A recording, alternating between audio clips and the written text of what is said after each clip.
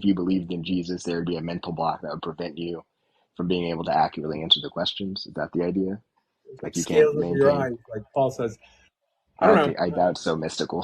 If a lesbian can convert in theory, I don't think that the block could be so Anybody could convert to profound. Judaism, essentially. Okay, and there's no such thing as, like I said, a fake conversion.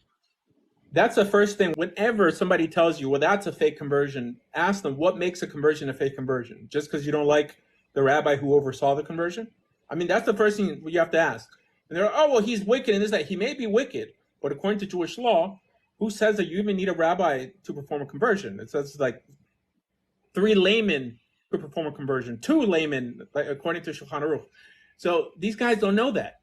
There's this individual, like his name is Yaron Reuven, who makes videos with his cousin, calling my conversions fake or whatever, and it's so disingenuous because they come out with black hats and they're like, oh, we've researched it and we have declared, like they're these big important people. These guys are like freshly religious, at least regarding Yaron Reuven.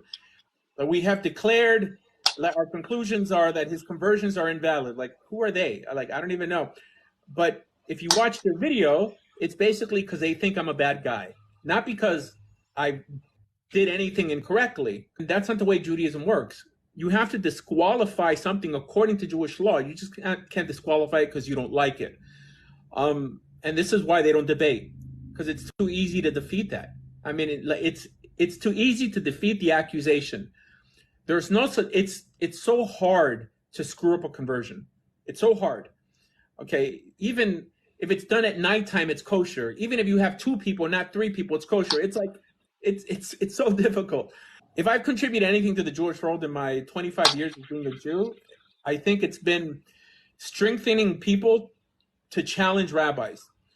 Because I think I was one of the first persons to take it upon myself to start doing conversions outside of normative Judaism, let's say, right? At least in America, because most people thought it was so complicated, this and that. So we made videos how it wasn't complicated, and we saw there was a conversion crisis, and we took it upon ourselves and said, you know what? If you guys are going to mistreat converts, we'll just convert them for free, right? And I want to see you show me how I'm doing something wrong. And that, of course, is not going to make you liked in the Jewish world, but I've made it look easy for many people to challenge rabbis and say, you know what? If Asher could challenge you and prove that you're wrong, I could do it also. I don't care about power. I do care about influence. And I think that the more rabbis you call out, not by insults, right, or personal ad hominem attacks, but you show them in the text, according to Mishneh Torah, according to Talmud, to the Mishnah, it says this. Why are you doing that?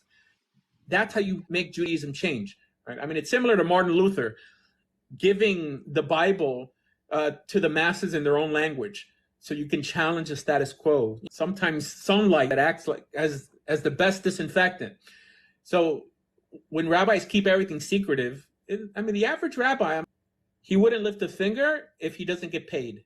And he's scared because this is what happens when they pay your bills. You're scared to speak out against what people like to do. That whether they like to mistreat converts, they're not going to say, I'm going to accept anyone who wants to convert. Oh, because your community doesn't want black converts, or your community doesn't want Asian converts, or they don't want poor converts, right? They have to do what the congregation wants when the congregation is paying their salary. We're not we shouldn't make a spade out of the Torah, like it says in Pirkei Avot. I think it's silly for any rabbi to work as a rabbi. I mean, I think you should have a regular job and do that on the side, just so you don't end up selling the Torah, like I think the vast majority of rabbis have done today.